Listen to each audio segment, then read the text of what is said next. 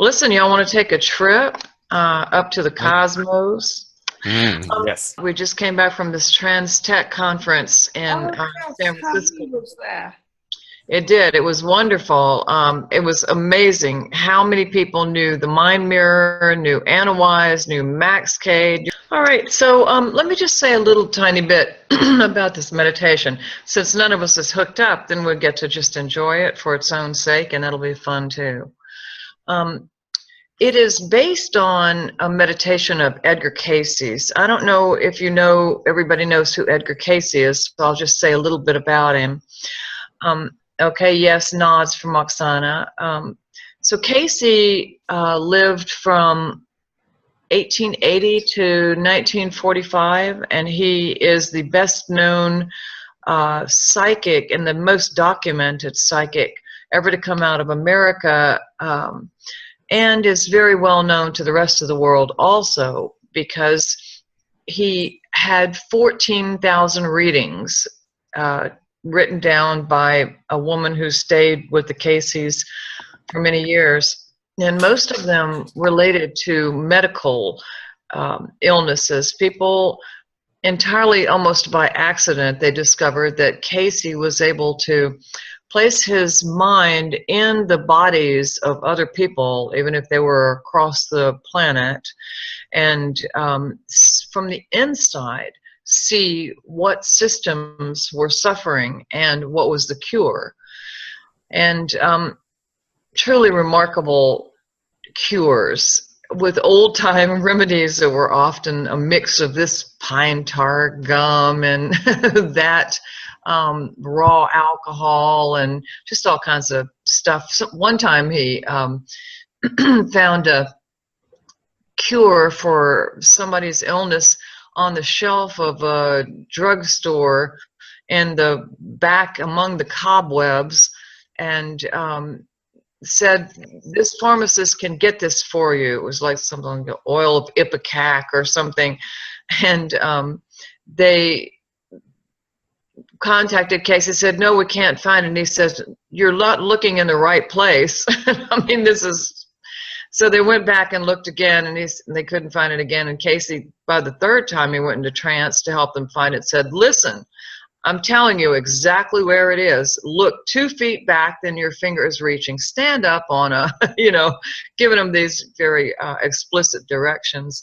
And sure enough, they found it. And he was always able to do that, to see when somebody hadn't arrived for the reading yet at the, wherever it was he was going to do the reading, and they were on a bus on the way. So he had some really, really far-reaching vision. And soon enough, people realized that that vision didn't need to be confined to illnesses in the human body, but could be extrapolated and explored in other ways. So soon he was doing readings about astrology, numerology, gemstones, colors, vibrations, you name it. And he did it. But most of his readings, interestingly enough, besides dreams and dream interpretation, had to do with meditation. Because what Cayce said was the most important pathway to his kind of extraordinary psychic vision and development was meditation. He said that all we have to do is go down into ourselves, and when we do that, when we connect with that still small voice, an energy rises up, and he described all the chakras. Although he called it the Appian Way, which has something to do with the Romans, but he was talking about a ribbon of energy rising up through the chakras and coalescing in the area of the third eye and the throat and the crown. And he said that certain people would be able to develop certain abilities. If the energy coalesced here in this area, then they would have the ability to be a healer. And I don't know, Elizabeth, if you've ever experienced a kind of accumulation of energy in your healing work, but certainly in meditation I've experienced, although I can't differentiate, for me it's just one big blast of light, flowing light. And at the time of the Great Depression, when someone had funded, a New York stockbroker had funded a hospital where the Casey remedies could be administered by physicians and there could be some real studies. Here comes the Great Depression, closes the hospital. All of Casey's dreams of helping people were dashed. And so he went to his source and said, well, what next? And they said, first the classes, then the masses. And suddenly people came to Casey and said, how can we be more like you? And they started up these study groups that first one was 13 people in Virginia Beach. And then now there are tens of thousands of them spread all over the world, and teaching the Casey principles, which began with meditation. And the idea that when you go down inside yourself, you rise, and you feel the energy here, but what's really happening is you're rising into a area that's called the superconscious, where we find angels and a community of spirits, helpers, as well as our own higher self. And then still higher into universal consciousness, where there is no differentiation at all. It's just one big realm of light. We still retain a spark of our own identity, says Casey, but at that point, that identity is part of a greater identity that's made up of many identities that are all by then harmonious and merged. So this meditation has got some of Casey's steps in it for down and out and up into the cosmos. Now, we all know that these are structures, but these are the structures that he used for helping people get as high as they could. So any comments or questions about that before I start it? You just ready to ride? I'm ready. All right, well, let's ride. If you will, just close your eyes and get comfortable.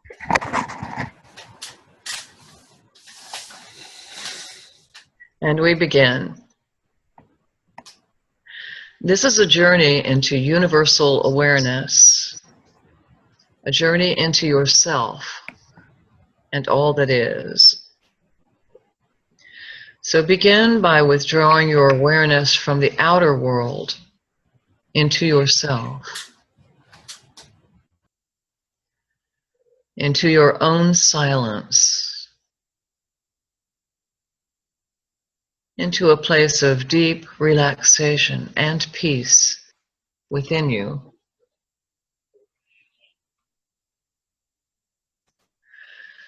Become aware of your slow, steady breath and how your awareness of the inflow and outflow of your breath relaxes every particle of your being.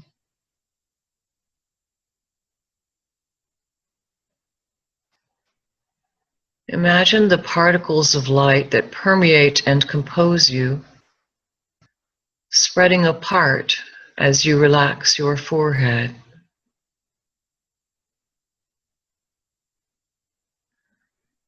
And let the warmth of relaxation drift down into the corners of your eyes and behind your eyes, so that your eyes soften and relax.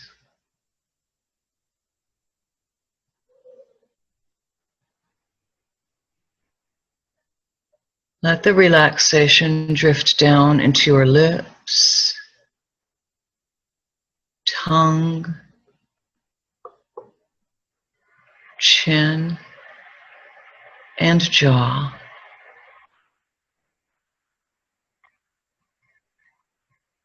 Let the relaxation drift into your neck,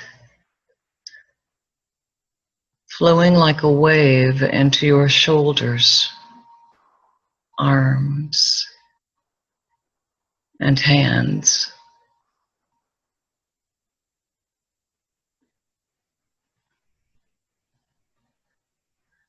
Into your back and spine.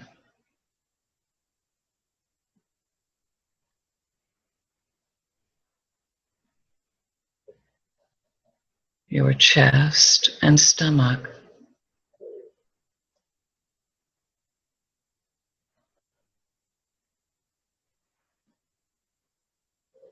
The particles of light in your body and mind continuing to spread out, expanding you as you relax.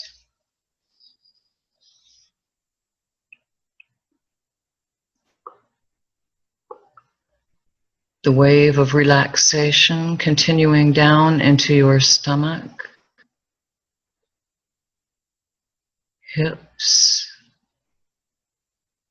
and pelvis.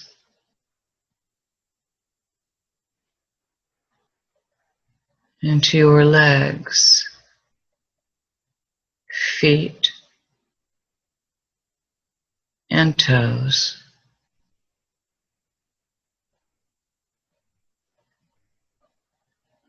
And there is a still greater sense of expansion and light and peace as you double your relaxation and drift down into the depths of your body, mind, emotions, and spirit, where all is one.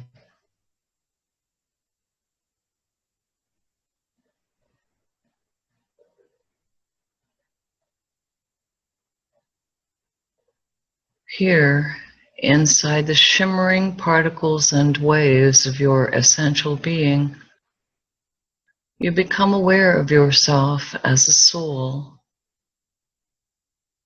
an immortal, eternal being of light.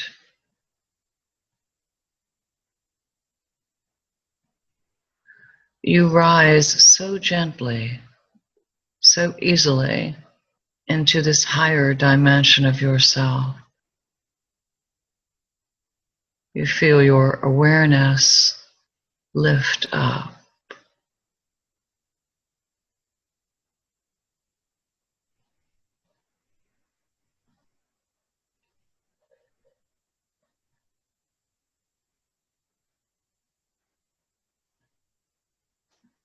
Sense the fullness within you now, the feeling of completion.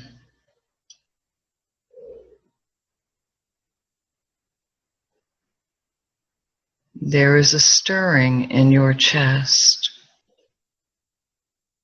Love vibrates within you.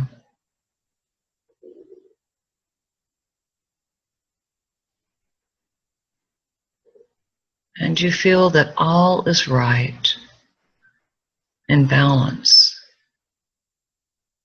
in harmony.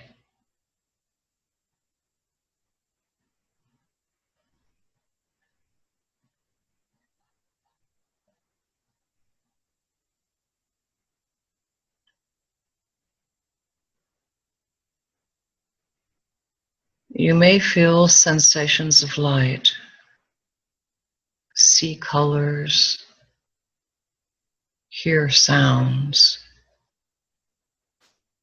As you circulate this light of creation through your energy system,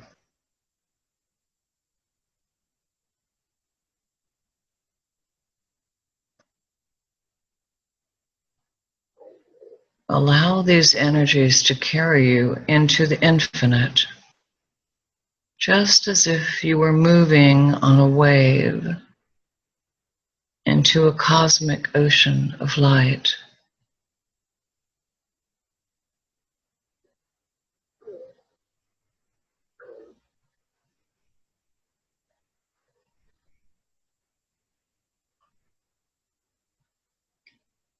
Take a deep, steady breath and slowly inhale it upward from the base of your spine to the crown of your head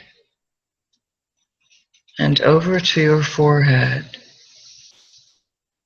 holding it for just a few moments while light pours into your crown.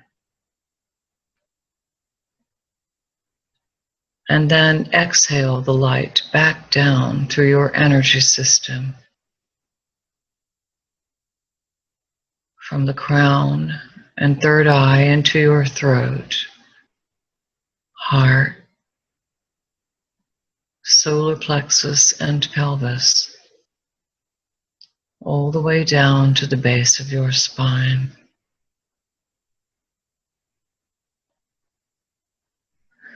Your sense of expansion will increase with each circulation of light. So inhale the diamond light of creation from the base of your spine up to the crown of your head, and then over to the third eye, and then back down, allowing the light from the crown to completely fill your awareness as you exhale all the way back down to the root.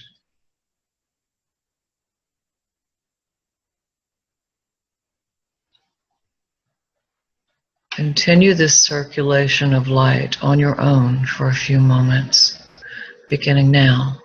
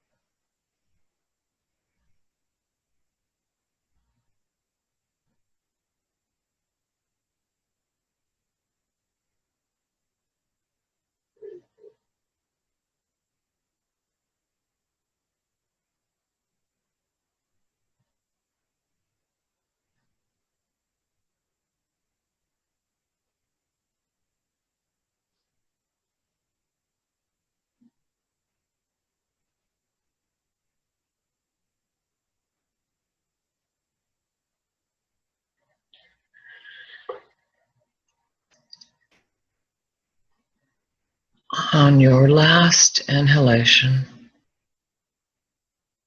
pause at your third eye and fix your attention there.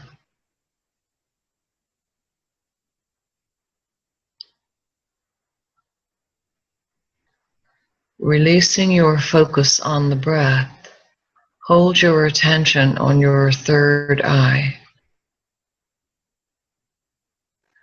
and become aware of a tiny pinpoint of light in the far distance.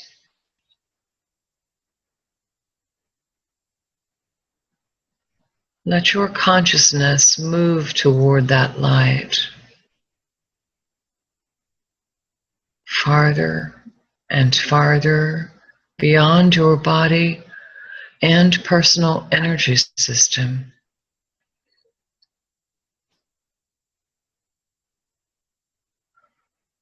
You move slowly at first, then faster and faster.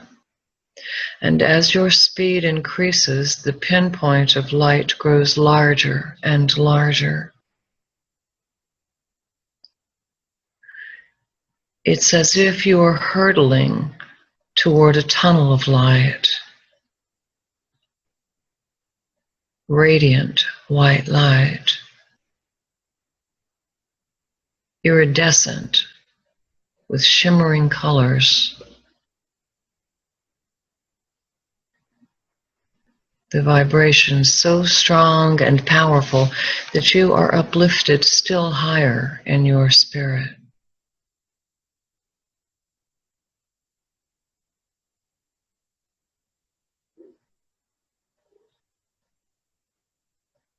the vibration changes. Time slows down and stops.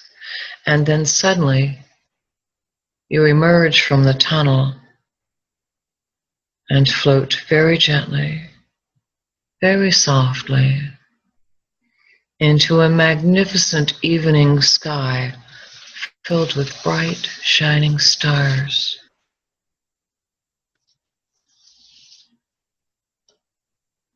Stars in every direction, twinkling with celestial light.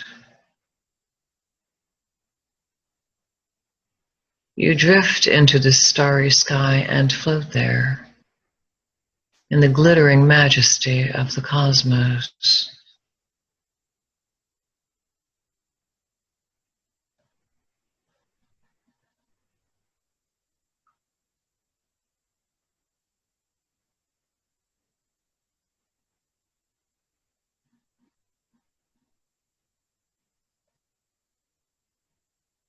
Gradually, you become aware that one star is brighter than all the others.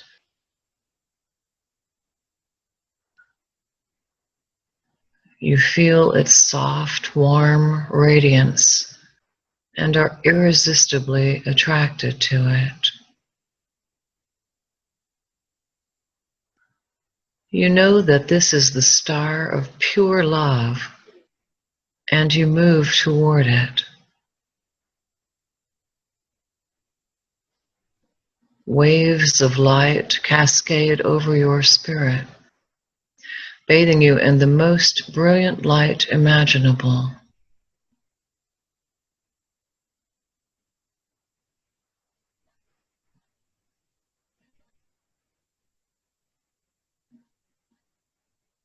The infinite light of pure love washes over you like golden honey, permeates you, fills you with love and gratitude.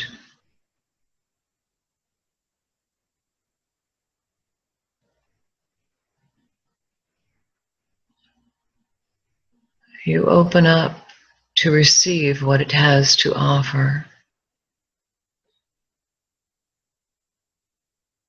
And as you receive, you rise still higher into universal consciousness.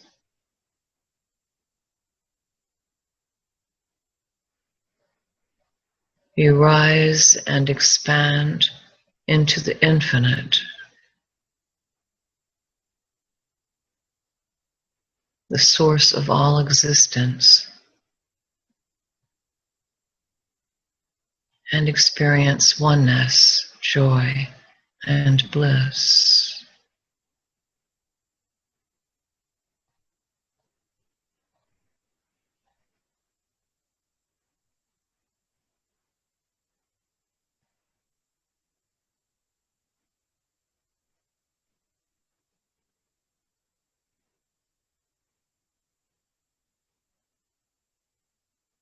You rest here for a while, absorbing pure light, pure love, until you are full,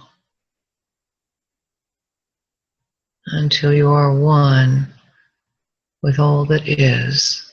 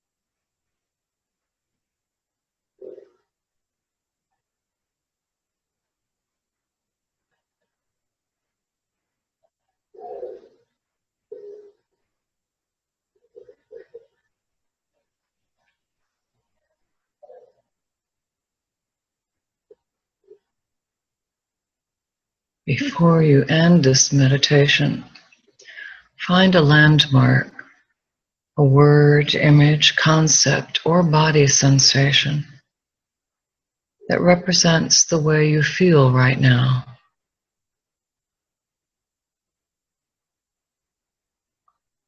Crystallize your landmark into a few words that you can repeat in meditation and in your daily life to return here.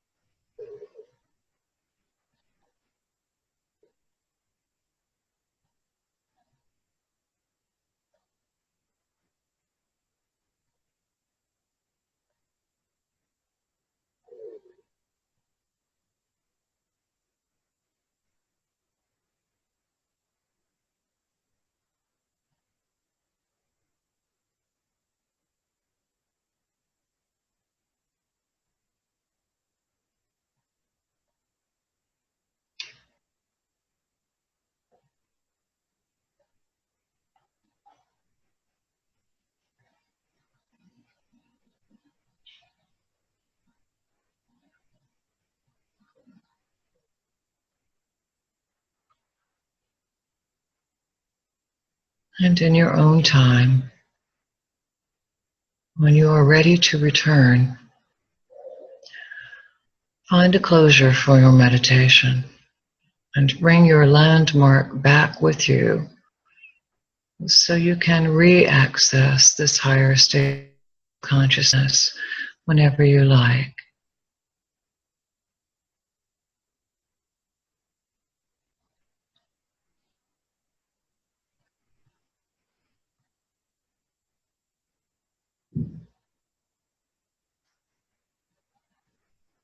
Be sure to redistribute the energies that may have coalesced in your head. Take them all throughout your body. With your mind, distribute them in your organs, all the way down to the tips of your toes and the ends of your fingers.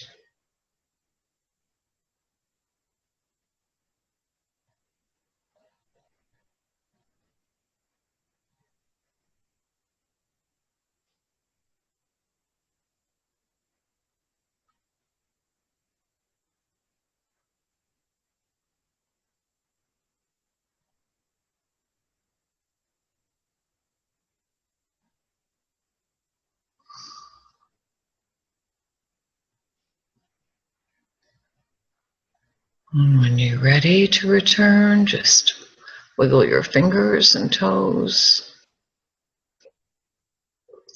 Open a few eyelashes at a time.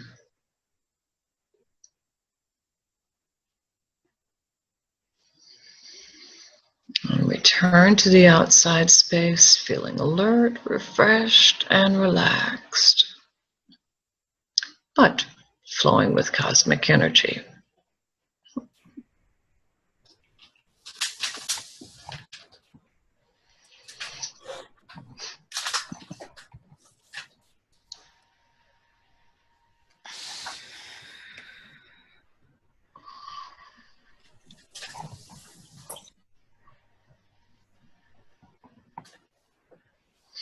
I had a little bit of a headache growing during that from those energies, and I've had people report that they do sometimes whenever they go into any kind of higher state, and I just like drag it with my physical fingers, or so you can just, if that is your case, you could always drag them with your mind as well as your physical fingers. So did this meditation work for you guys? Can we have some feedback? I don't think I had enough energy in my nervous system to completely cooperate with it, but I love the stars, and I feel more integrated in my body now. Wonderful. Wonderful. I do too, actually. I had the flu all last week, and I'm still kind of whacked, but I could feel exactly what you described happening for me as well. There was some certain point that I became aware of the energies increasing, and I felt more inside the meditation rather than leading, and I felt more like I was inside it. Thank you. I stopped trying to do it. Wonderful. May I ask what it is that, well, maybe I can ask later. I'll come back to you if I may. So Joel or Oksana, any feedback from you two? Yeah, I loved the circular breathing part, and also how that it kept requesting that the energy lift us up. And so for me that was absolutely seamless. So by the time we got into the light, taking us far out and into the stars, that was just it just felt really natural to fall into all of that. Wonderful. Yeah. Wonderful. Wonderful. Did you create a landmark? It created itself for me. So, yeah, so I mean, just now when you asked me that question, I have the phrase and the place just come back to me like that. So I really have a sense that it created itself in me. Wonderful. Yeah. Beautiful. Thank you. It's good to hear. How about you, Oksana? I had a little bit of discomfort with electrical lights around me because I stuffed up a little bit with the timing, so it's 1:45 a.m. here. And I personally prefer to do such kind of meditations when there is at least some sunlight, even on a cloudy day. It's still good to have some normal natural light around you, because electricity, I can feel it with my brain, even though I have like nice shaded lamps. But what I liked about this meditation, that it was kind of multi-layered, And even if I had problems with, calming my mind, because I'm kind of in charge of technical part of the webinar and all these things, but these layers, they take you away, and that's what I liked about it. It just, these layers, I mean, when you go through the tunnel and you go here and you go there, and I should say that this circular breathing for me was a bit confusing, because I never done that kind of breathing before. And it did create some kind of, concentration of energy here.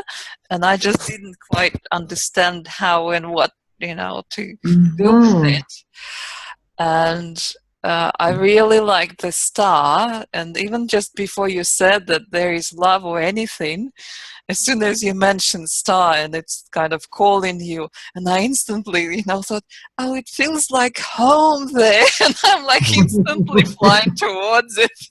Feeling really good and relaxed, and, kind of merging with this light of the star immediately, and kind of being, fully absorbed by it. Feeling good. And it reminded me of my experience during meditation with the Clairvoyant Institute that I did in Moscow. It was the first kind of meeting with your angel meditation, when suddenly I didn't believe that, when our guide, our instructor said the angel is there. I didn't believe I will see anything, but I saw, the figure, and the key kind of striking part of it was that it was emanating so much love that I instantly started crying, and I realized how much fear and anxiety I was carrying with me. So I instantly relaxed, and it felt so good being hugged by that angel or that figure that I met in my meditation, that I realized, okay, that's probably what you feel when you die, so it must be a very pleasant experience compared to what you have most of the time on earth, compared to my ordinary state of mind. So, yeah, I do feel quite relieved, and I also had like some stomach bug or something yesterday, so I couldn't eat anything and had a temperature last night. So I feel that it was the right thing to do for me. It feels good. I feel, more life in my body in general. I feel very grounded, because I ended up with like warmth and life, like very active energy in my hands and in my feet. And Wonderful. asking about landmarks, the first word that came to me was softness. And then when you again reminded us to take the landmark with us, and like the second word came, it's kind of soothing softness. It's very nice. Beautiful. Good wave to ride back to sleep. No, it was very enjoyable. I only wish I did something with electrical lights, because it's not good to meditate with electricity, especially maybe for my gamma, when I feel Yeah. in my small office. I can't feel electrical lights. That's the trouble for people who have those gamma waves, is that they're operating right where electricity is in those bandwidths. So that makes it a bit tough. Yeah, I'm extremely sensitive to it, and honestly, going back, like whenever I have to go to all these hospitals or places where there are no windows and only these lights, it drives me crazy. It's very hard to handle this. Yeah, I hear you. Anyway, but let's think about soothing softness. That's wonderful. That's wonderful. Well, I'm glad you guys enjoyed that meditation.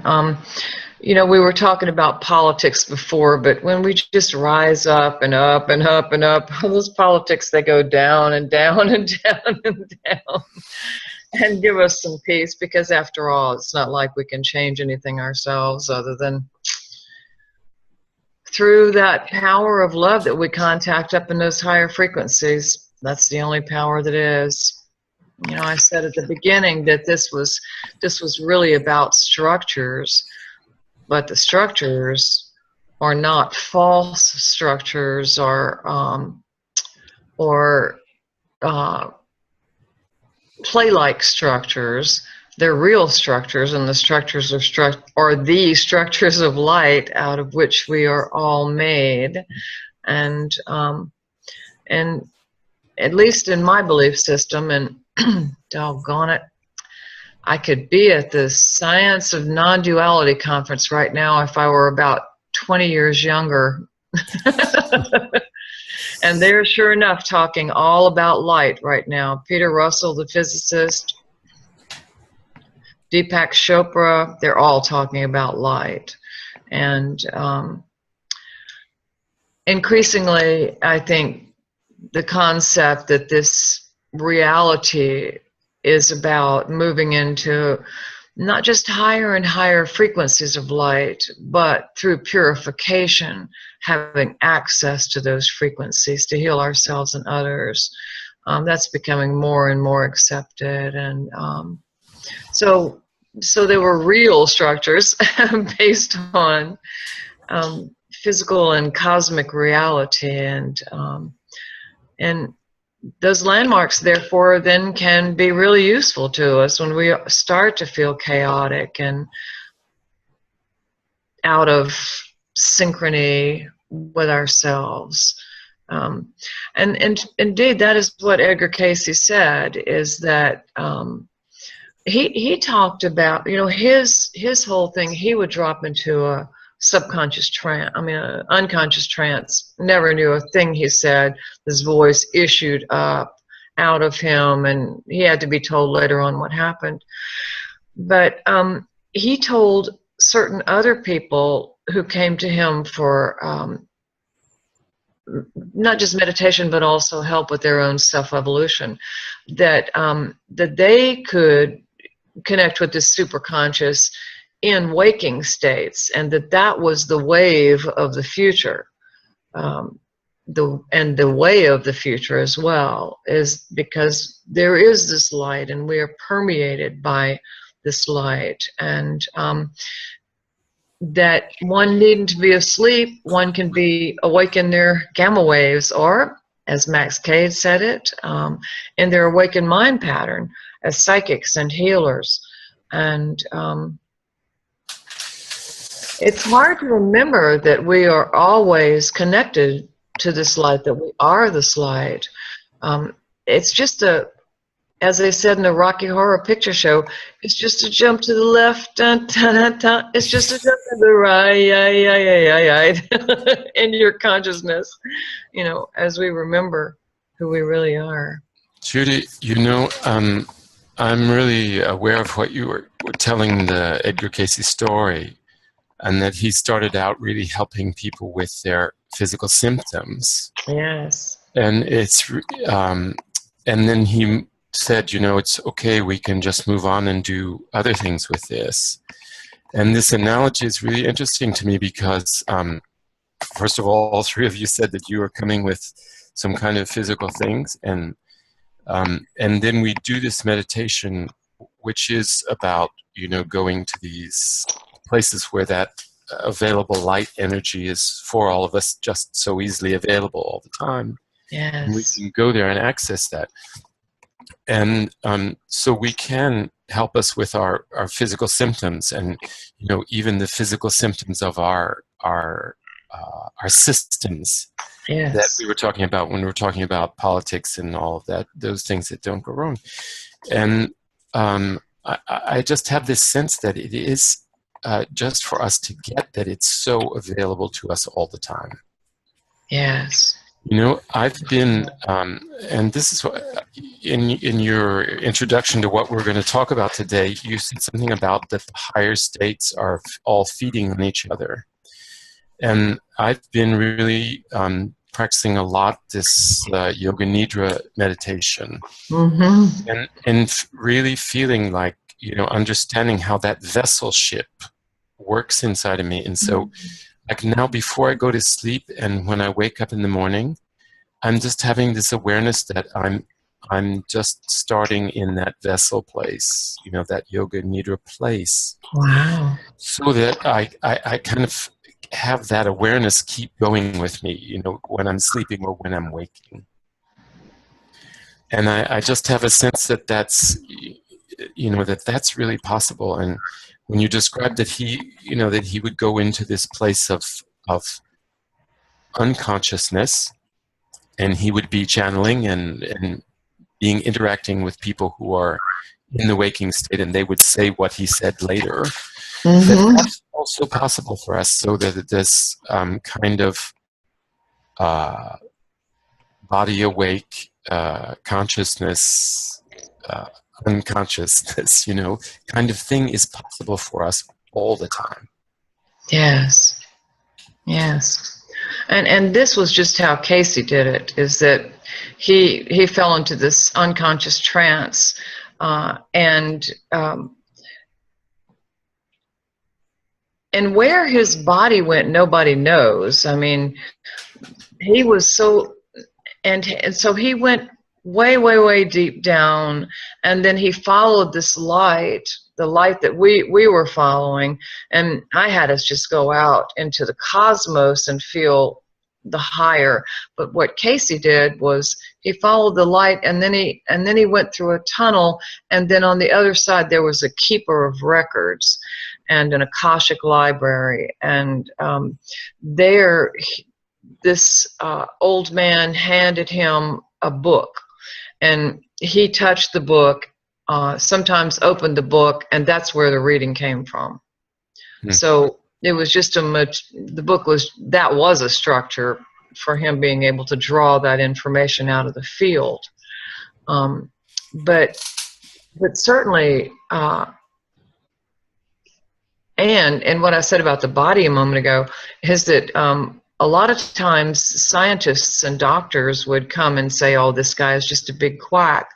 But one time, a guy just ran his hand above Casey's sleeping form, and there was some kind of physical link to something else that was invisible, and Casey catapulted up off the table, and I don't know if it was an epileptic thing that he went into, but it did him some real damage. You know, his consciousness was distorted after he woke back up, and he felt like he'd been run over by a train. So it's not, it really is, as you say, Joel, it really is a physical connection to these higher energies. It's not just a mental, emotional, spiritual thing, but there is a literal physical upliftment. And Casey said that, and I think this is becoming more mainstream as well, is that all illness, all disease is, and injury, they are a fall off of the normal frequencies. In other words, everything operates at specific frequencies of vibration throughout the body. Every organ has a different rate or oscillation, and when something happens, whether it's a flu bug or whether we stub the toe, then there's an electrical manifestation, a drop off, a decrease in the integrity of that vibration. And how do we restore that vibration? We connect with that light from which we come, that light that we're filled up with. And of course the yogic people were quite well aware that it was light, because we feel these sensations of light. They've taught this, and so do the healers. And so then I wonder if we could turn to you, Elizabeth, and ask you a little bit about how it is, how you prepare yourself to do healings.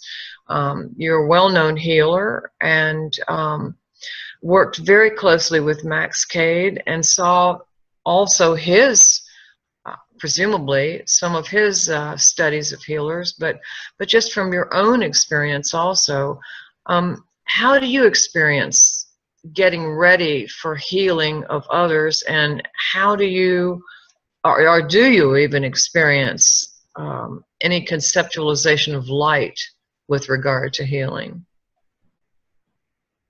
Well, first of all, the whole point of Max's training was to open awareness in no matter what state you're in, whether it's sleep or deep trance or light trance. And he specifically aimed at helping people create the witness in whatever state you're in. So the Yoga Nidra, when he came across it, was an integral part of that training. Wow.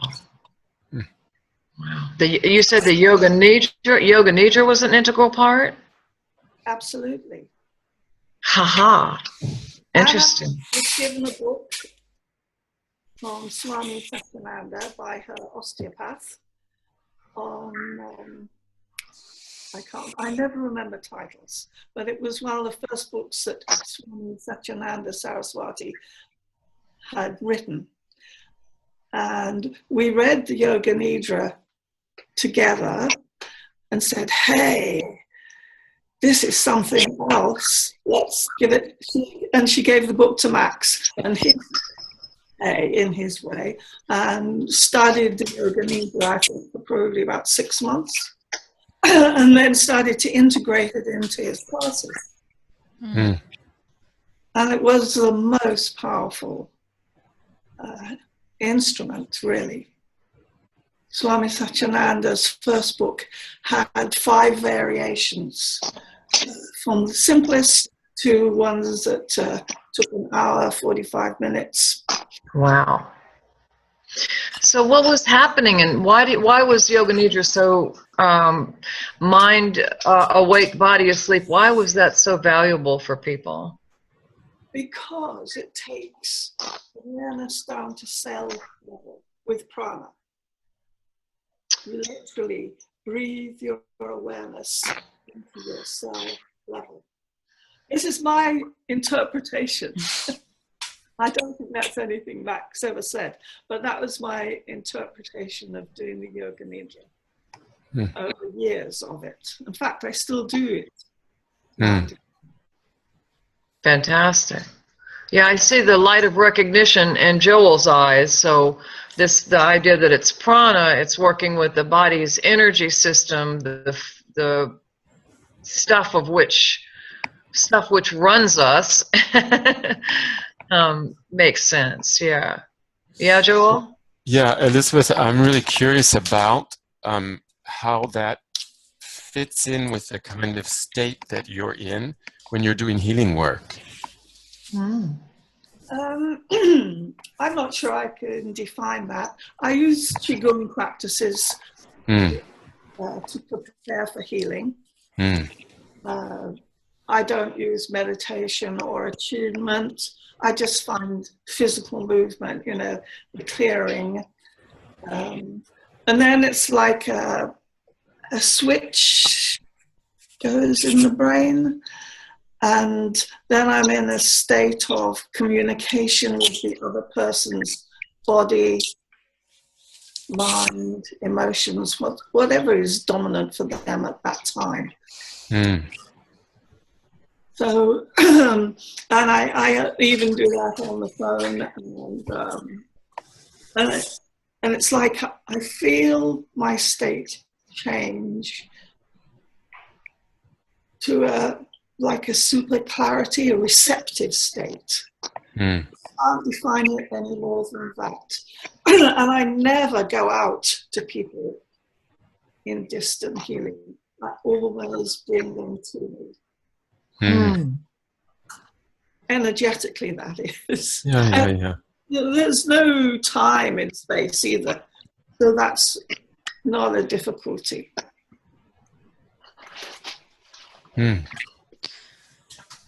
I'm not sure whether I've explained that very clearly. It's very clear. You have. That's lovely. And so then what happens when you bring them energetically to you? What happens next?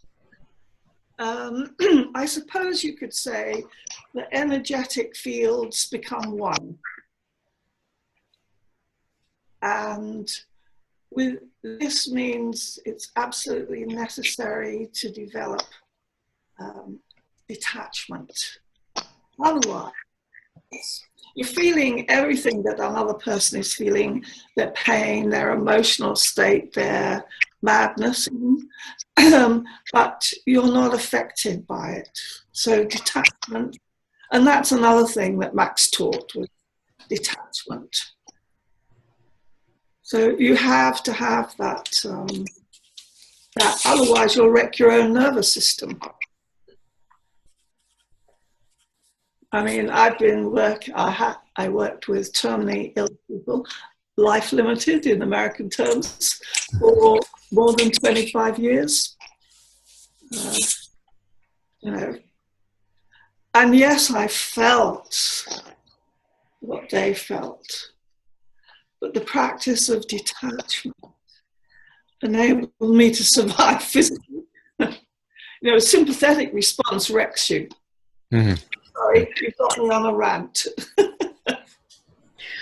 Yes. Well, how did you do that? I have a lot of trouble. I'm not able to work with people healing because I go right where they are and feel them, and I feel their illness, and then I walk away and I'm just sick 3 days later. And what's the trick? What is the trick? A lot of people would like to know that.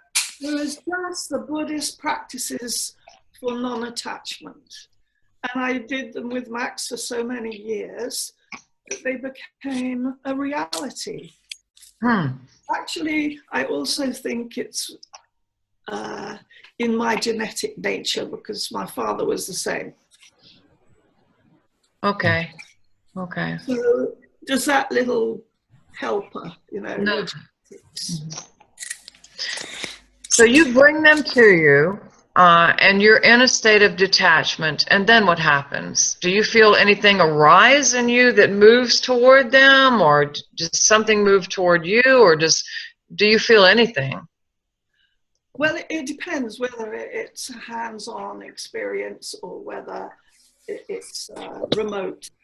Okay, so remote, people are usually asking me questions. And I say what I experience foremost is their emotional state. Yeah. And secondary, I'm not, unlike Caroline Niss or Mice, I'm not a medical intuitive. So I can't say, oh yes, this is wrong or that's wrong. But I can feel I sense the physical quality of something that is wrong, and I just allow the energy to flow towards it. The energy has its own intelligence. Okay, how beautiful. How beautiful. You know, I always feel the same way about that. And of course, there are so many different healing modalities: T-touch, Reiki, start here, say this, make this sign. And I always felt like, you know, all you have to do is want to help the person. And if within you that power exists or can be aroused, it's going to do it. It's going to know on its own how to accomplish that. Yeah, I don't think the power is within exactly. I reckon there's energy streams out there. I happen to connect with a particular one that helps particular people. I put myself in a state, it zooms through me, and it does what it can. Yeah, beautiful. How did you get started in this, by the way? How did this get started? Through Max's work, working with other healers, I kind of observed and absorbed, that's all. And because we worked with some of the greats in Britain, some of the really great ones who just had to touch people and they were cured. So who were these people? Who were they? Well, Rose Gladden was the greatest. Bruce McManaway, who actually wrote a book. Matthew Manning, who was very young at the time. you know, this whole list of people. We went through all sorts of people. We worked with Bruce's school, his students.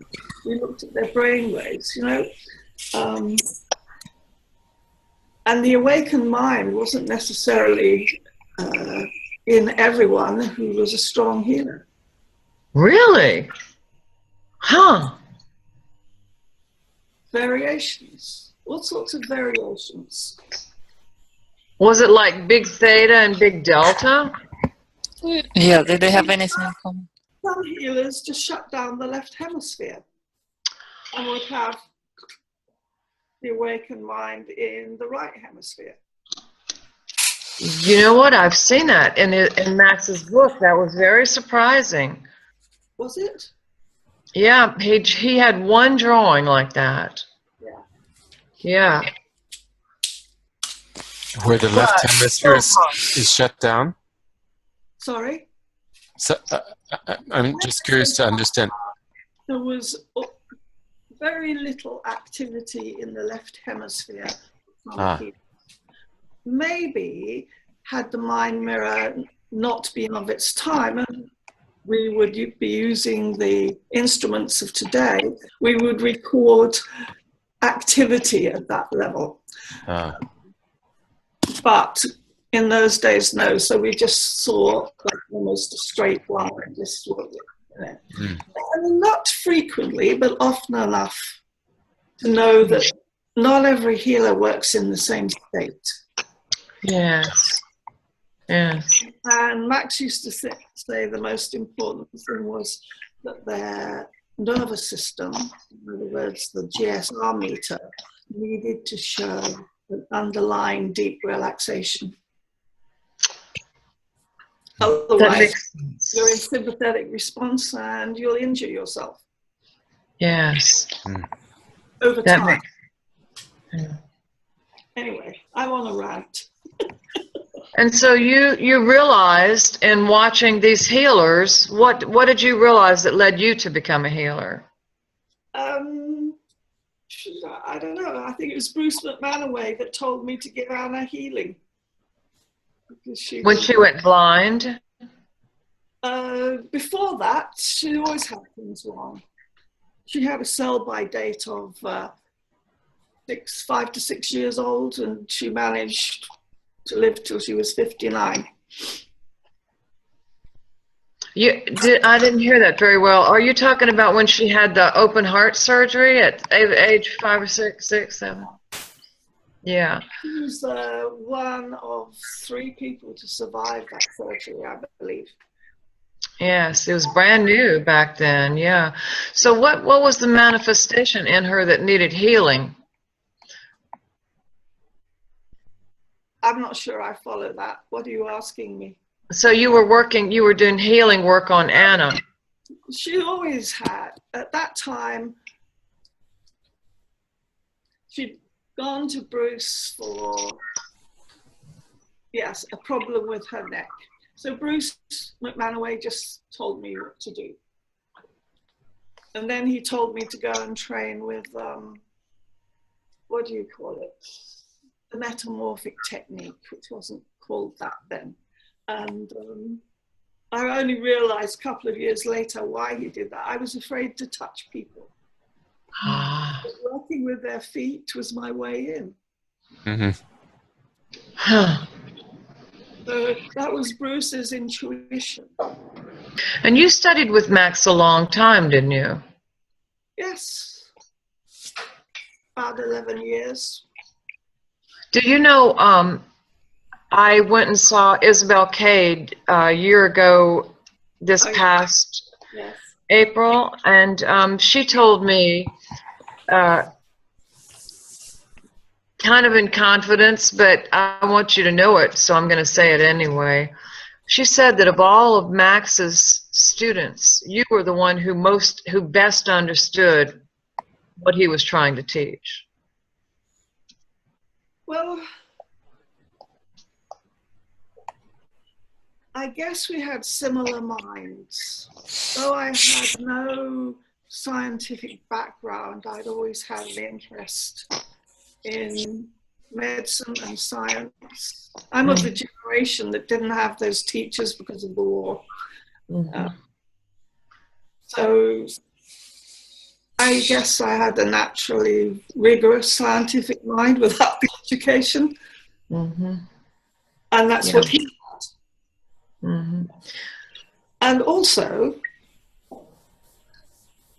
I don't know if you know Rudyard Kipling's books, but he wrote a book called Kim, and that was my Bible from the age of about 7, 1948.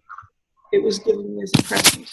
And I did all the practices, and it was my introduction to lamas, to Tibetan Buddhism, I just did all the practices that Kim did. Now, if you've seen the movie, it doesn't tell you any of that, but the book is fantastic.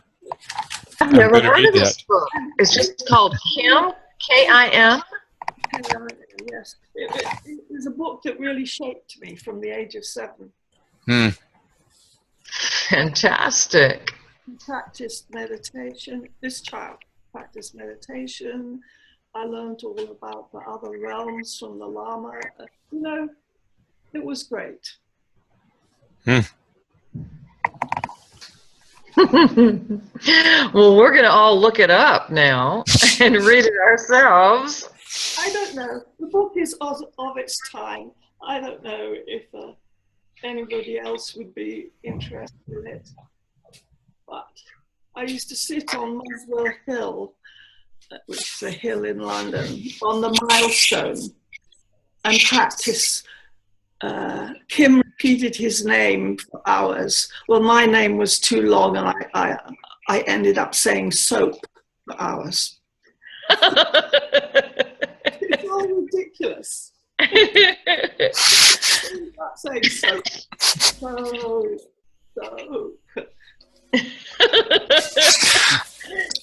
It was really just about focusing the mind, wasn't it? Yes. And then you could have said water. Yeah, no, it had to be so. And then Kim was trained as a spy, so I trained myself as a spy. I mean, post-war, that's was a very praiseworthy thing to do. So I trained myself as a spy from the ages of about. I was 11 and started to enter puberty and left it all behind.